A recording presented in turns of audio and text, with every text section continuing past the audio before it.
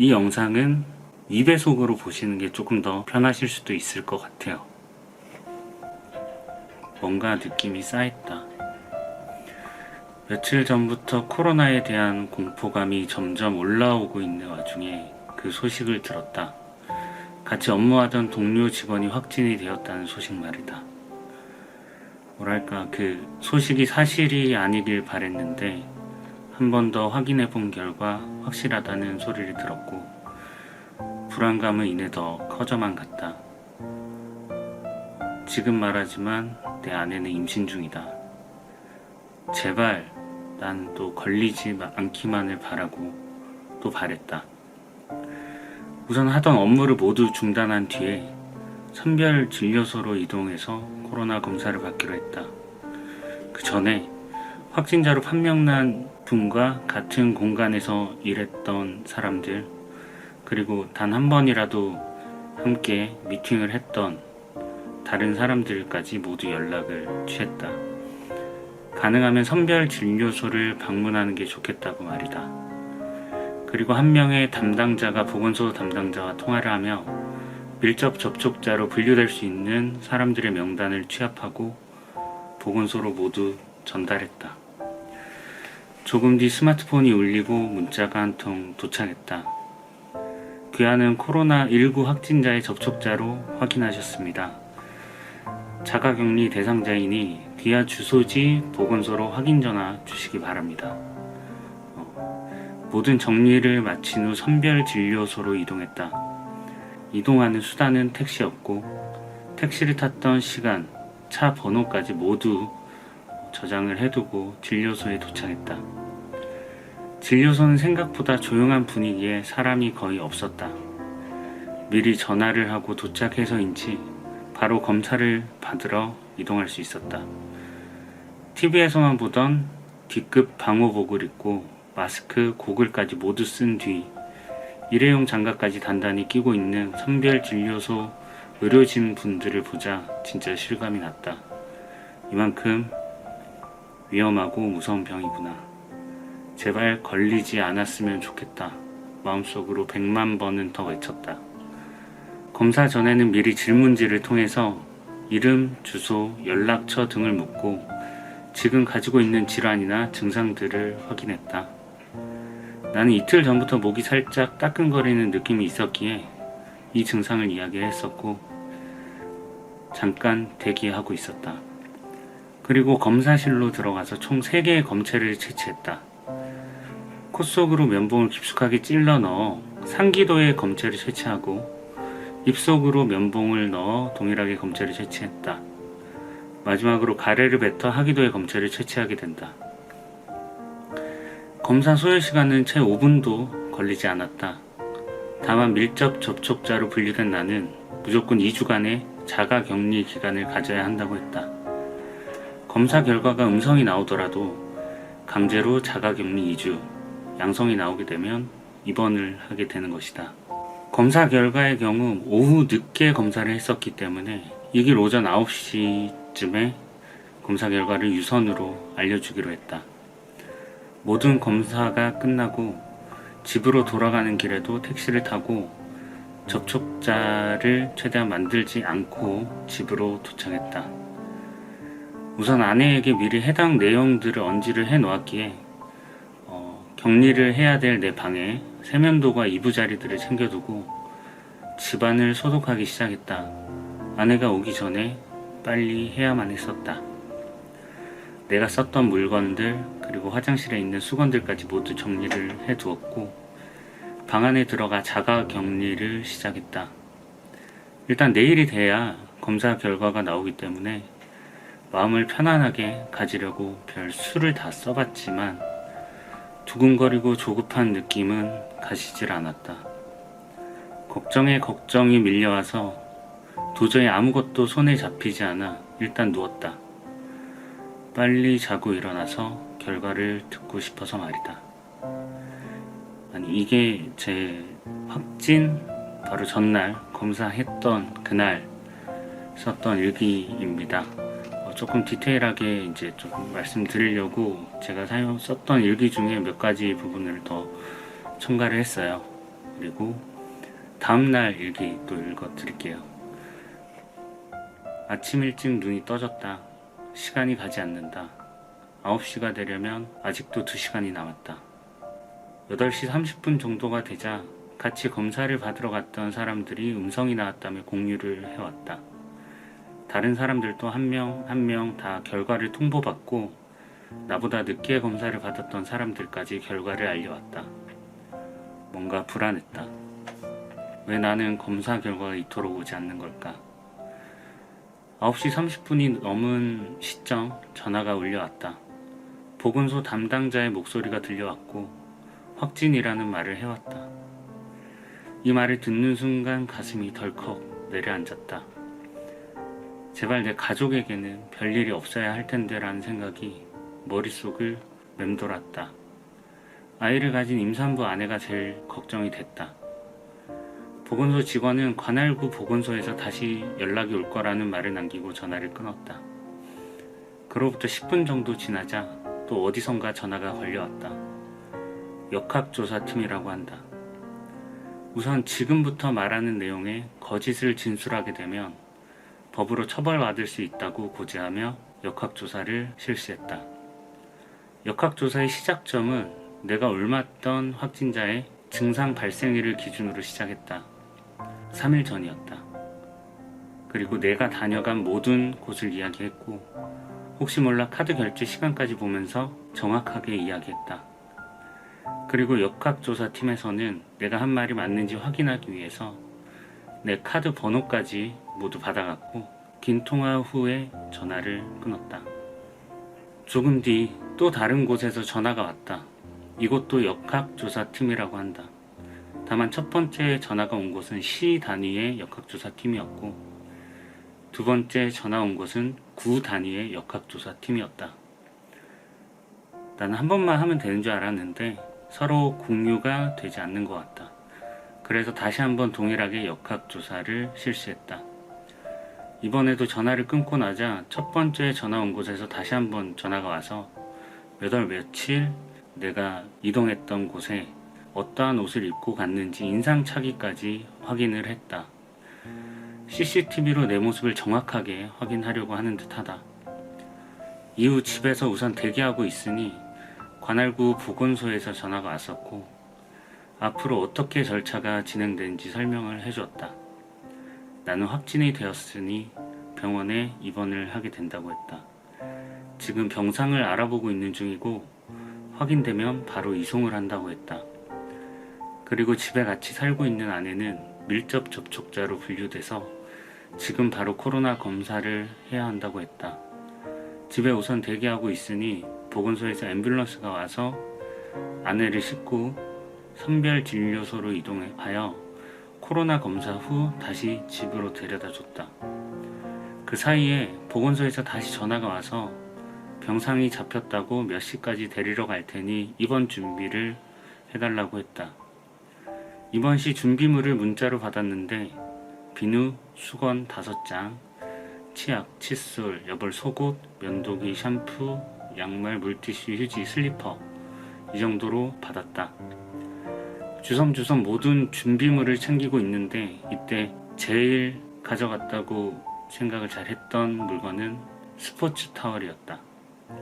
시간이 흘러 보건소에서 나를 데리러 왔고 주변 시선이 있으니 차를 조금 멀리 대놓고 기다리고 있으니 그냥 문 열고 타라고 했다. 직원들은 모두 방호복을 입고 있기 때문에 내리는 순간 모든 사람들의 시선을 받을 것이 뻔했기 때문에 나를 위한 배려가 아닌가 싶었다. 고마웠다. 내가 병원으로 이동하는 동안 아내와 전화를 했는데 곧 집에 방역을 하러 온다고 했단다. 확진자가 살았던 곳이니 깨끗하게 방역을 해주고 간다고 했고 방역하러 온 사람들도 마찬가지로 방호복을 착용하고 방역을 했는데 집에서 나가기 전 문 앞에서 방호복을 모두 벗고 주변에서 알아채지 못하게 하고 돌아갔다고 한다. 여러모로 많이 신경을 써준 것 같다. 병원에 도착한 나는 정말 첩보 영화를 찍듯이 사람들이 없는 뒷문, 골목 이런 곳으로 이동을 해서 병원으로 들어갔다. 격리병동 입구 유리창으로 보는 안쪽은 모두 방호복을 입은 의사, 간호사분들이 보였고 긴장한 눈빛처럼 느껴졌다. 격리병동의 문이 열리고 나는 병실로 들어가게 된다. 격리병동 병실로 들어가는 문은 이중문이다. 첫 번째 문이 열리고 나서 안쪽으로 사람이 들어오게 되면 뒷문이 닫히기 시작하는데 모두 닫힌 후가 되어야 두 번째 문이 열리게 된다. 말 그대로 철저한 격리 시설이다. 그 문과 문 사이에서 의료진들은 내 방에 들어올 때 그리고 나갈 때 사용했던 장갑과 비닐, 앞치마 같은 것들을 모두 제거하고 밖으로 나가게 된다. 들어올 때도 역순이다. 우선 병실에 들어와서 짐을 풀고 침상에 앉아 있으니 증상들에 대해서 모두 다 물어보고 혈압, 체온, 산소 포화도 체크, 그리고 피검사까지 진행을 했다. 추가로 엑스레이까지 한 번 더 찍었다. 그 이후에는 크게 바뀌는 일은 없었다. 미리 전달해준 A4 용지에 입원해 있으면서 알아야 할 수칙들과 밥 먹는 시간, 그리고 다양한 부분들을 작성한 안내사항을 읽고 난 뒤에 침대에 누워 우선 머릿속을 정리했다. 아내와 이야기했던 부분들, 그리고 가족들에게도 미리 말은 해뒀다. 정신없이 하루가 지났다. 이번은 처음이라 조금 걱정도 됐고 잠자리도 바뀌니까 잠도 잘 오지 않았다. 뒤척이다 보니 하루가 지나버렸다.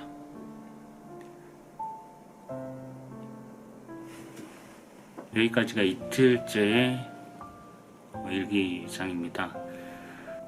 제가 확진이 됐던 경로부터 시작해서 그때부터 국가에서는 어떠한 방식으로 확진자를 케어하고 병원까지 이송이 되는지에 대한 부분들, 그리고 내가 떠나간 곳을 어떤 식으로 또 방역 처리까지 하게 되는지, 그런 부분들까지 좀 세세하게 알려드렸고요. 병원에 입원을 하게 되면서 챙겨야 할 물건들, 그런 부분들까지 전부 다 좀 알려드렸습니다. 다음 영상에서는 첫날 입원한 다음 날부터의 제 증상들 이야기가 메인이 될 것 같아요. 제가 하루하루 일기를 쓰면서 증상들에 대해서도 꼼꼼하게 전부 다 정리를 해뒀었거든요. 그래서 다음 영상들을 보시면 코로나는 이만큼 무서운 병이다 라는 것들을 조금 더 잘 아실 수 있을 것 같아요. 그러면 조금 더 조심하게 되겠죠. 이 병이 언제까지 퍼질지 모르겠지만, 언제 이 사태가 마무리될지 모르겠지만 하루빨리 마무리됐으면 하는 마음에서 한번 영상을 찍어봤습니다.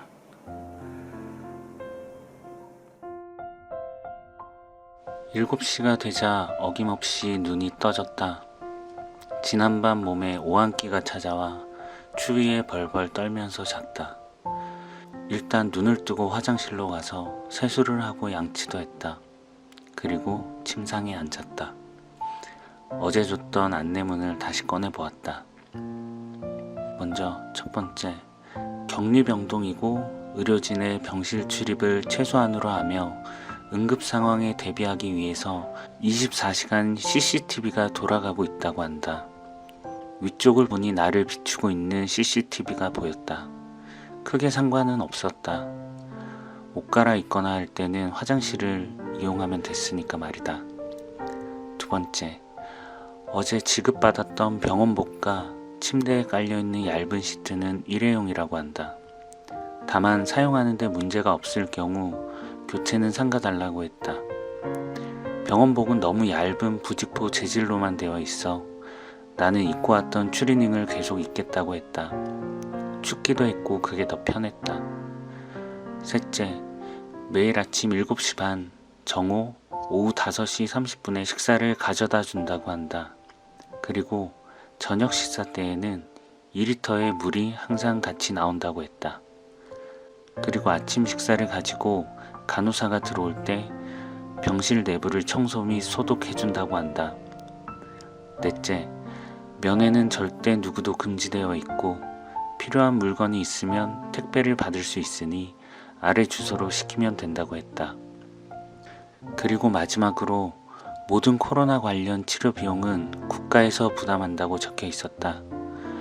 정말 대한민국 국민으로 태어난 것에 감사함을 느꼈다. 퇴원 관련 사항에는 코로나 검사를 진행해서 24시간 간격으로 음성 판정이 2회 나올 경우 완치로 판정하여 퇴원할 수 있다고 한다.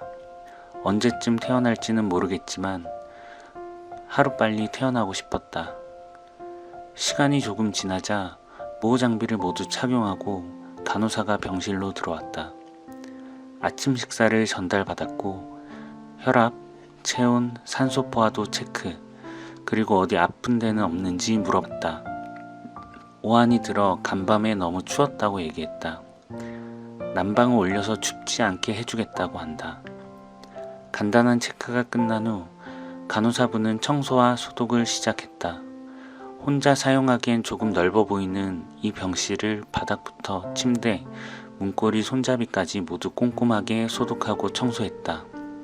쓰레기통은 2개가 있었는데 하나는 문 앞, 그리고 하나는 침대 옆에 있었다. 쓰레기통이 찰 때마다 보이면 바로바로 비워주겠다고 한다. 내가 사용한 모든 물건 및 쓰레기는 폐기물 쓰레기로 처리해야 하기에 모아서 바로 소각한다고 한다. 병원에서의 첫 식사는 꽤나 괜찮았다. 밥도 반찬도 매우 잘 나오는 편이었다. 맛있게 식사를 마치고 이제 시간을 보내는 방법을 생각해봤다. 넷플릭스, 유튜브, 책 등등 다양한 시간 죽일 수 있는 방법이 생각이 났다. 불현듯 아내가 생각나 전화를 했다. 아내는 나 때문에 집에서 2주간 자가 격리를 하게 됐다고 한다. 오후에 검사 결과가 나온다고 알려준다고 했다. 본인은 걱정 말고 빨리 나와서 나오라고 했다. 고마웠다. 그리고 또 미안했다. 침대에 누웠더니 너무 여러 가지 생각이 났다. 대학 졸업 전 취직해서 지금까지 일주일 이상을 쉬어본 적이 없었는데 이렇게 쉬게 되다니 뭔가 느낌이 이상했다. 아파서 병원에 들어온 거지만 아직은 몸이 괜찮았기에 못 봤던 책도 보고 영화도 보고 나름 재미있게 시간을 보냈다. 점심시간 전에 주치의 선생님과 지정의 교수님까지 총 2분의 의사 선생님이 찾아오셔서 증상을 확인하고 체열을 해갔다. 그리고 주치의 선생님이 개인 번호를 주시며 몸이 이상하거나 궁금한 게 있으면 언제든 연락 달라고 했다. 참 고맙더라. 이후에는 점심도 먹고 저녁도 먹고 다시금 밤이 찾아왔다. 잘 준비를 모두 하고 누웠는데 갑자기 가슴을 누가 쥐어짜는 듯한 통증이 밀려왔다. 나도 모르게 가슴을 쥐고 윽윽거리고 있으니 바로 인터폰을 통해 환자분 괜찮으시냐고 물어왔다. CCTV로 보고 이야기한 것 같다. 간호사분께는 증상을 이야기했고 5분 정도 지나고 나니 다시 통증이 사그라들었다. 갑자기 실감이 났다. 내가 코로나 환자라는 것을 말이다. 그리고 다시 잠을 청했다.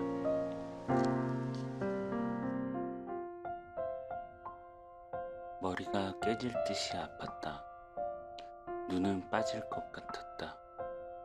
아침에 눈을 뜰 수 없을 정도로 아팠다. 증상이 시작되는 것 같다. 이렇게 한순간에 몸 상태가 안 좋아질 줄은 생각도 못했다. 아침 식사를 가지고 왔던 간호사에게 증상을 하나하나 모두 이야기했다.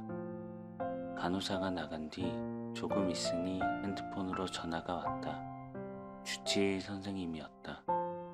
다시 한번 증상에 대해서 이야기했다. 조금만 기다리면 금방 오겠다고 했다. 세수라도 하고 나면 괜찮아질까 싶어 침대에서 일어나는데 너무 어지러웠다. 조금 있으니 주치의 선생님이 들어오셨고 손에는 안약과 체열을 위한 주사를 들고 오셨다. 안약을 넣으면 그나마 좀 괜찮아질 거라고 했다. 아프면 또 넣으라며 안약을 넉넉하게 주셨다. 그리고 혹시나 모를 사태에 대비해서 링거를 바로 꽂을 수 있도록 주사 바늘을 꽂아두고 간다고 하셨다. 체어를 하기 위해 핏줄을 찾는데 장갑을 2장 이상 끼고 있는 손으로 찾으려니 어려움이 많아 보였다. 덕분에 주사 바늘을 몇 번을 찔렀는지 모르겠다.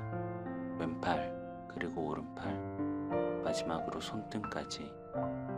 모든 처치를 마치고 다시 나가기 전 한 가지 사항을 이야기해 주셨다. 코로나 환자의 경우 급격하게 상태가 나빠지는 경우들이 종종 있다고 했다. 그래서 더욱 무서운 병이라고 말이다. 그래도 환자분의 경우 나이가 젊은 편이라 괜찮을 거라고 했다.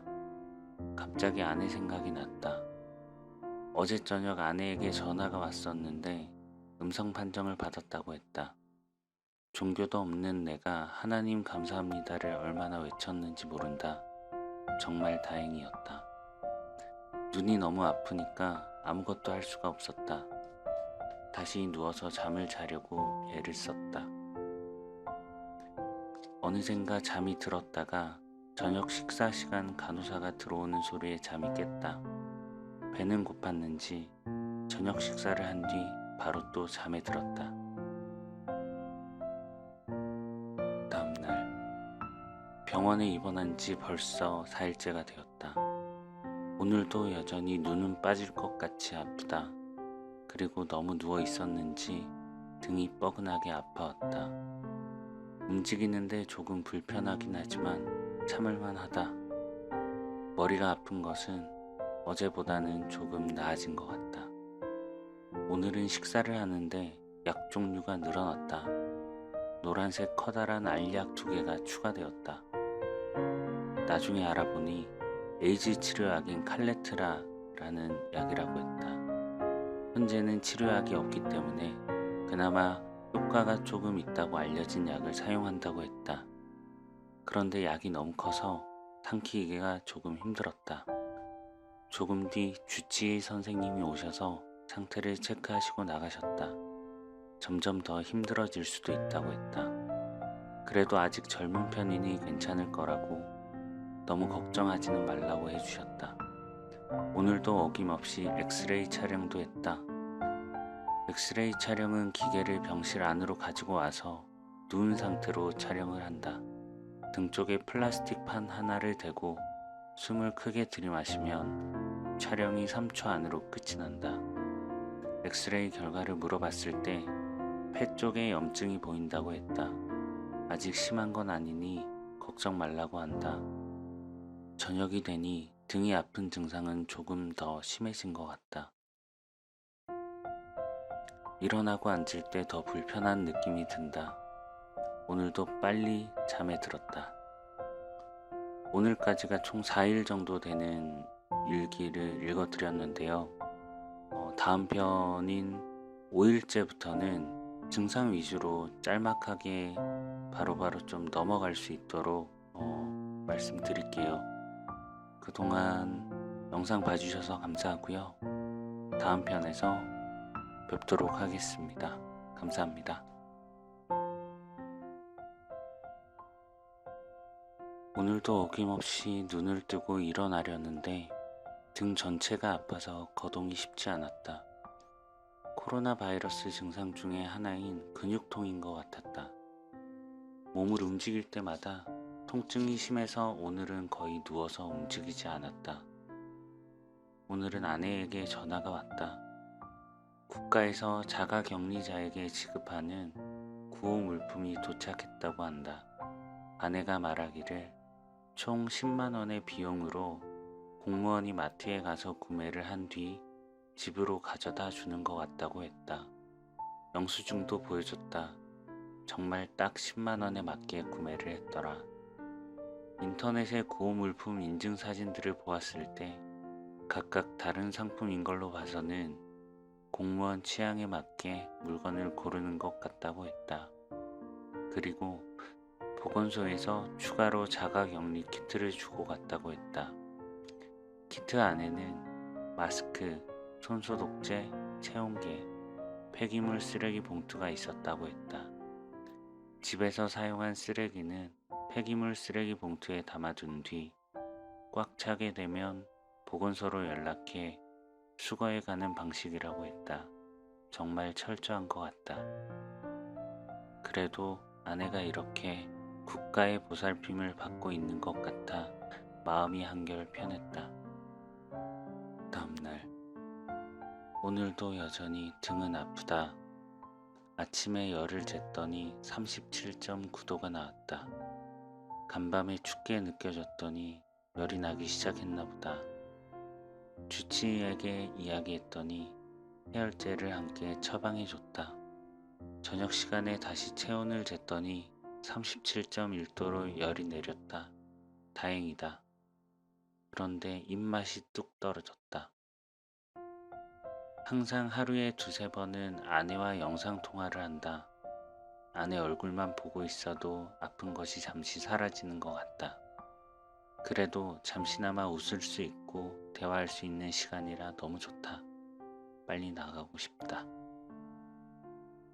7일째. 오늘로 입원한 지 일주일이 됐다. 아침에 일어나니 너무 어지러웠다. 화장실을 가려다 넘어질 뻔했다. 왜 이렇게 어지러운지.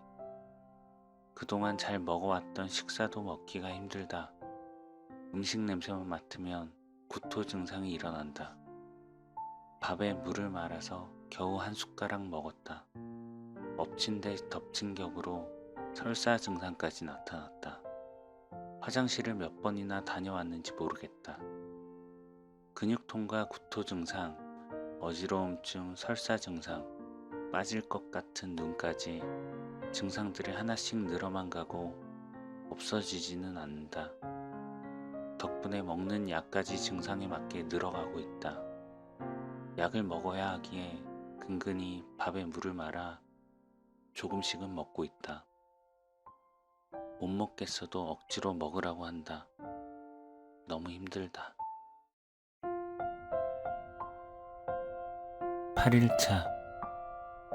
밥을 거의 먹지 못하는 상태에서 설사 증상까지 있으니 의사가 탈수가 올까봐 수액을 맞춰준다고 했다. 그리고 구토 증세가 줄어드는 약까지 같이 놓아줬다. 그런데 음식 냄새에 반응하는 구토 증상은 사라지지 않았다. 오늘도 밥을 거의 먹지 못했다. 머리도 아프고 자꾸 추운 느낌이 들어 하루 종일 누워 있었다.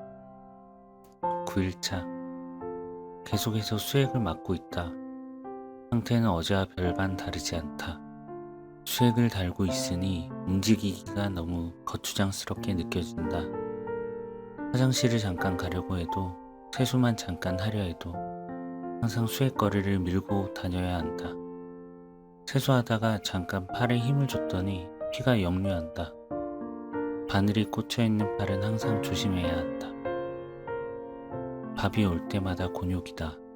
냄새가 너무 역하다. 반찬통은 애초에 제외하고 밥그릇만 열어 물을 붓는다. 그리고 물을 마시듯 삼킨다. 점점 몸에 힘이 빠진다. 너무 힘들다. 11차. 어젯밤에는 수액을 꽂아두었던 바늘이 움직였는지 피가 너무 많이 났다. 누구한테 얻어맞은 것처럼 온몸이 쑤시고 아프다. 여전히 밥도 잘 먹지 못하고 있다. 가만히 앉아있는데 코피가 났다. 금방 휴지로 막았는데 너무 무서웠다. 왜 자꾸 이런 일들이 일어나는 거지? 오늘은 체중을 재달라고 해서 체중계로 올라갔다. 원래 몸무게보다 2kg이 줄어 있었다. 밥을 잘 먹지 못하다 보니 몸무게가 바로 줄어드는 것 같다. 의사 선생님이 몸무게를 다시 늘려야 한다고 했다. 몸무게가 줄어들면 면역력도 줄어든다고 했다. 그래서 더 잘 먹어야 한다고 했다. 그런데 너무 먹기 힘든데 어떻게 하면 좋을까? 11일차. 오늘 낮에는 하루 종일 책을 읽었다. 가만히 있으면서 뭔가에 집중하니 아픈 것도 덜했다. 스마트폰으로도 책을 읽을 수 있는 환경에 태어나서 참 다행이라 생각됐다. 어제부터 매일 몸무게를 체크하고 있는데 어제랑 몸무게는 똑같다. 수액도 다 맞아가서 또 갈고 언제까지 맞아야 하냐 물어보니 한참은 달고 있어야 할 거라고 했다. 절망이다. 수액이라도 떼어내야 내 몸 상태가 좋아진 것은 아닐까? 12일차. 오늘 아침 체중을 재보니 급격하게 체중이 더 줄었다. 2kg가 더 줄어서 이번 처음 한 날과 비교해서 4kg 이상이 줄었다. 확실히 내가 봐도 배가 쏙 들어간 게 보인다. 먹지를 못하니까 이렇게 살이 빠지는 게 보인다. 상태는 좋지 않은데 오늘 코로나 재검사를 한다고 했다. 코로나 검사를 하게 되면 음성, 양성으로 판단을 내리지만 양성으로 갈 때 수치가 있다고 했다. 그래서 그 수치를 확인하기 위해서 검사를 한다고 했다. 제발 처음보다는 수치가 더 좋아졌기를 바랬다. 아침 일찍 재검사를 하면 저녁 늦게는 결과가 나온다고 했다. 새벽에 나오는 경우도 있으니 다음날 검사 결과를 알려준다고 했다. 조금은 기대하며 자도 될까? 13일차. 새벽 잠결에 재검사 결과를 들었다. 결과는 양성. 당연한 결과다. 몸이 이렇게 아프고 힘든데 음성이 나올 리가 없다. 오늘 몸무게를 재보니 대략 1kg 정도 더 줄어들었다. 너무 못 먹어서 몸무게는 점점 줄어들고 면역력은 떨어지고 최악의 상황으로 가는 건 아닐까? 갑자기 너무 무서워졌다. 뉴스를 보면 보통 2주면 회복해서 태어난다는데 난 왜 이럴까? 왜 더 상태가 안 좋아지는 건지 모르겠다. 이젠 자다가도 호흡곤란이 오는 건 아닐지 괜한 공포감만 더 든다. 너무 무섭다. 14일차. 오늘 오전에 의사 선생님이 오시더니 나에게 이런 말을 했다. 병원 밥 말고 다른 음식은 먹을 수 있겠냐고 말이다. 아내가 택배로 보내줬던 과일은 먹을 수 있었고 내 구토 증세의 원인은 병원 밥이 오면 어떤 반찬이라도 똑같은 향이 났는데 그 냄새 때문이었기 때문에 뭔가 시켜 먹는 건 좋은 방법인 것 같았다. 점심시간 전이나 저녁시간 전에 음식을 배달시키면 간호사가 미리 받아놨다가 밥 시간에 맞춰서 가져다 준다고 했다. 너무 고마웠다. 그래서 오늘은 저녁 시간에 맞춰 치킨을 주문했다. 다른 건 몰라도 치킨은 먹을 수 있을 것 같았다. 병원에 있으면서 가장 먹고 싶었던 음식이었기 때문이다. 시간은 오후 6시 30분이 되었고 문이 열리며 간호사가 들어왔다. 치킨과 함께 말이다. 갑자기 기분이 너무 좋아졌다. 간단한 검사를 마치고 드디어 식사를 시작했다. 이상한 냄새도 안 났다. 너무 맛있었다. 간만에 음식이 들어가서 그런지 많이 먹지는 못하고 남겼다. 다행히 냉장고가 있어서 내일 먹으려고 넣어뒀다. 오늘은 배도 부르고 기분이 좋았는지 잠도 잘 올 것 같은 기분이다. 2주차 마침. 15일차. 어제 먹었던 치킨의 효과가 있었는지 아침까지 푹 잠에 들었다. 그런데 일어나니 또 등이 아파오기 시작한다. 근육통이 다시 찾아왔나 보다. 주치의에게 이야기하니 진통제를 처방해줬다. 어제 치킨은 아주 맛있게 먹었기 때문에 오늘 아침밥은 더 잘 먹을 수 있을 것 같다는 기대를 했다. 기다리던 아침 식사가 들어오고 도시락 뚜껑을 여는 순간 너무 힘들었다. 아직은 아니었나 보다. 도저히 먹을 수가 없다. 역한 냄새 때문에. 조금 더 회복해야 하나 보다. 그래도 몸이 조금 호전되어 가는 건지 머리는 어지럽지 않았다. 덕분에 책을 좀 읽었다. 읽다 보니 시간 가는 줄 몰랐다. 간만에 독서에 이렇게 빠져본 건 오랜만이었다. 퇴원 전까지 시간이 된다면 그동안 읽지 못했던 책들을 읽고 나가면 좋겠다는 생각도 들었다. 16일차. 아침에 일어나 몸무게를 쟀더니 치킨을 먹었던 효과가 있었는지 빠졌던 5kg 몸무게 중에 1kg는 다시 회복했다. 의사 선생님이 오늘 내 얼굴을 보더니 얼굴도 좋아 보인다고 했다. 역시 사람은 잘 먹어야 하는 것 같다. 내가 호전되는 것이 보이시는지 오늘도 먹고 싶은 게 있으면 마음껏 시키라고 했다. 곰곰이 생각했다. 내가 있는 이 병실에서 가장 적합한 음식은 무엇인가? 남길 수 있을 만한 것들은 안 시키는 게 좋다. 식었을 때도 맛있는 음식이 좋다. 오래 두고 먹어도 맛이 변하지 않는 음식이 좋다. 남기지 않을 만큼의 양이 배달되는 것이 좋다. 사실 난 끓인 라면이나 컵라면이 가장 먹고 싶었다. 하지만 안전 때문에 확인은 절대 엄금이었고 태어날 때까지 기다릴 수밖에 없었다. 그리고 결정했다. 오늘은 피자다. 17일차. 아침에 몸무게를 쟀더니 또 늘었다. 기존 몸무게를 향해 다시금 늘어가고 있는 것 같다. 어제 먹었던 피자의 힘이었을까? 오전에 방문했던 주치의도 이야기했었다. 역시 잘 먹는 게 답인 것 같다고 말이다. 이렇게 혈색도 좋고 얼굴이 환해지는 건 좋은 징조라고 했다. 아직 증상들은 나를 괴롭히고 있지만 예전보다는 몸에 힘도 나고 해서 훨씬 견딜만 하다. 오늘은 코로나 재검사를 했다. 컨디션도 더 나아졌으니 예전 검사했을 때보다는 수치가 좋아졌으면 좋겠다.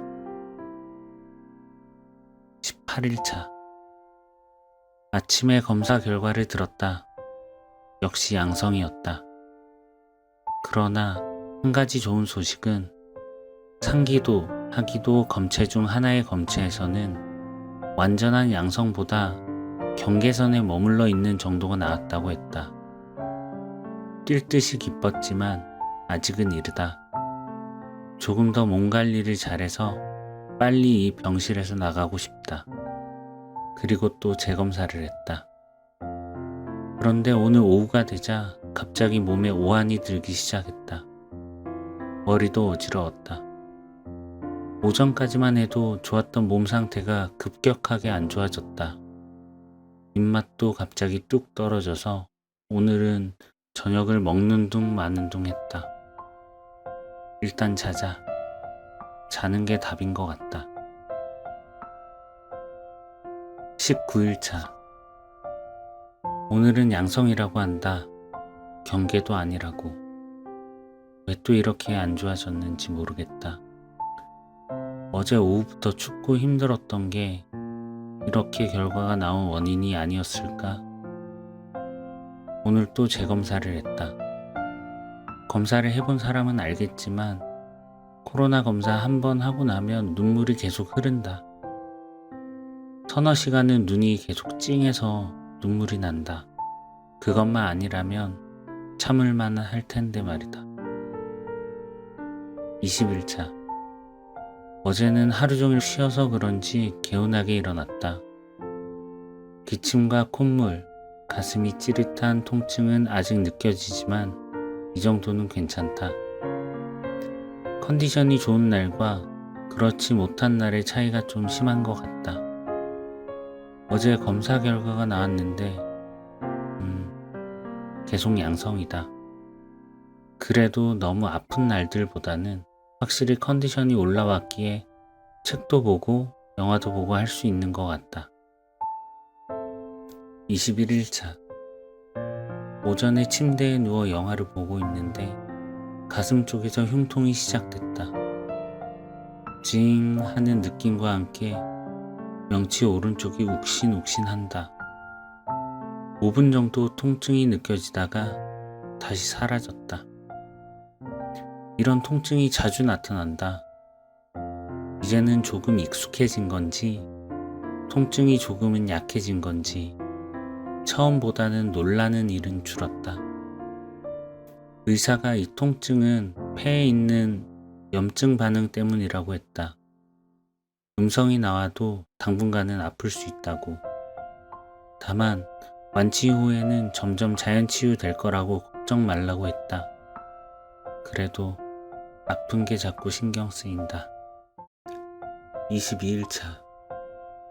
어제와 마찬가지로 흉통과 기침 외에는 크게 다른 증상은 없다. 확실히 춥거나 열이 나거나 하는 증상은 거의 사라진 것 같다. 다만 숨을 크게 들이마시거나 기침을 할 때는 가슴이 자꾸 찡긋찡긋한 통증이 수반된다. 엑스레이 찍을 때 숨을 크게 들이쉬라 해서 들이쉬었다가 갑자기 가슴이 너무 아파서 깜짝 놀란 적이 있었다.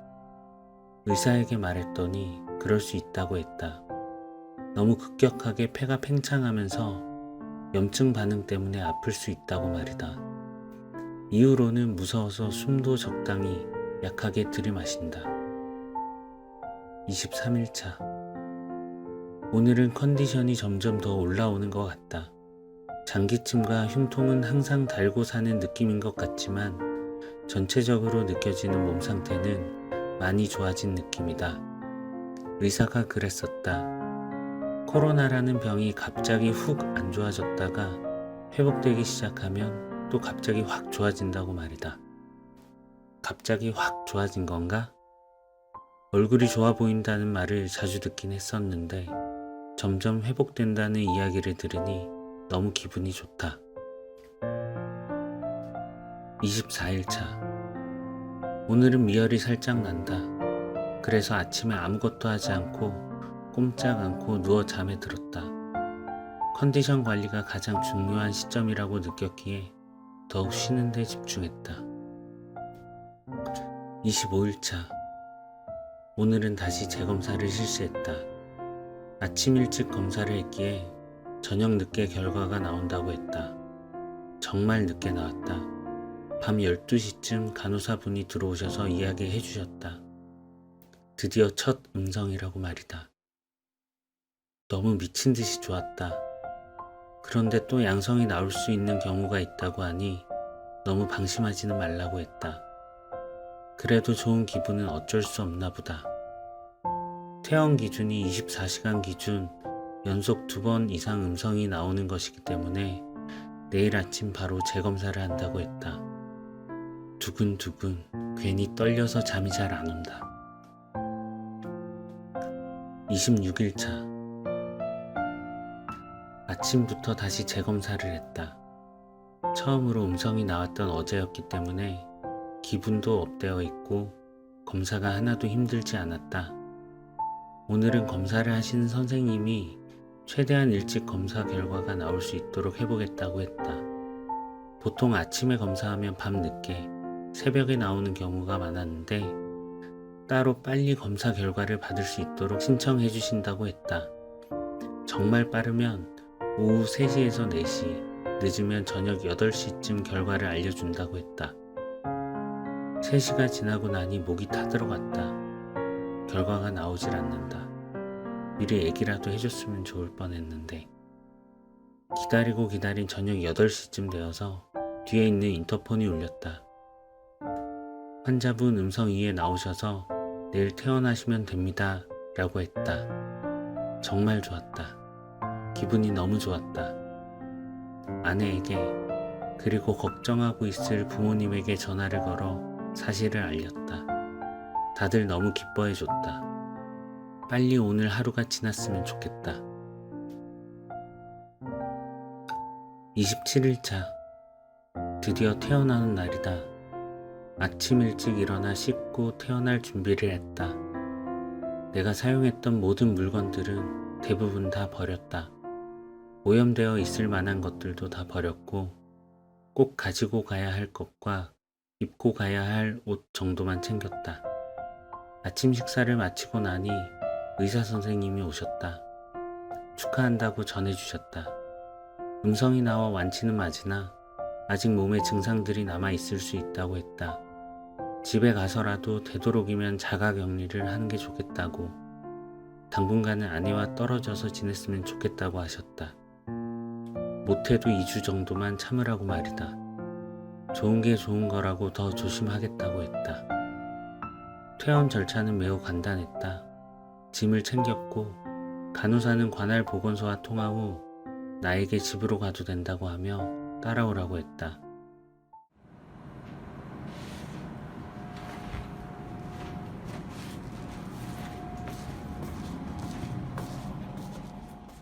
만 27일 만에 격리실을 벗어났다. 격리실을 나오니 바로 앞에는 간호사실이 있었는데 그동안 고생해주신 간호사분들의 얼굴이 보였고 나를 향해 웃어주셨다. 그리고 그동안 고생 많았다고 이야기해주셨다. 나보다 간호사분들이 2배, 3배는 더 고생하셨을 텐데 내일처럼 기뻐해주시고 축하해주셨다. 배웅을 받고 집으로 가는 길은 발걸음이 매우 가벼웠다. 병원 밖으로 나섰는데 하늘은 어찌나 파란지 또 날씨는 어찌나 좋은지 눈이 부셨다. 병원 앞에서 바로 택시를 잡아타고 집으로 곧장 갔다. 택시를 타고 가는 길에 흐드러지게 핀 벚꽃을 보았다.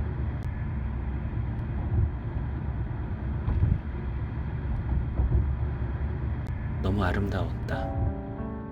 공기도 너무 맑고 좋았고 이토록 행복할 수가 없었다. 집에 가면 일단 라면부터 먹어야 되겠다. 그리고 2주간의 자가격리 기간 후 다시 원래의 삶으로 돌아가야겠다.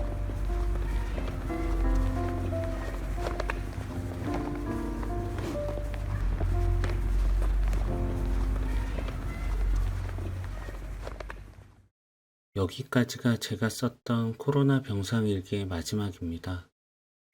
그동안 많은 응원을 해주셨던 분들께 다시 한번 감사의 말씀 드립니다. 다음 영상에서는 퇴원 후 지금까지의 후기, 그리고 앞으로 이 채널 운영에 대한 부분을 말씀드릴까 합니다. 코로나로 입원하면서 끊임없이 달리기만 했던 제 삶에 잠시 브레이크를 걸고 많은 생각을 하게 해줬던 것 같습니다. 힘든 점도 있었지만 좋은 점도 있었습니다. 그리고 이렇게 제 영상을 봐주시는 여러분들도 만나게 되어 너무 좋았습니다. 다시 한번 감사드리면서 다음 영상에서는 완치되어 활기찬 제 모습으로 찾아오겠습니다.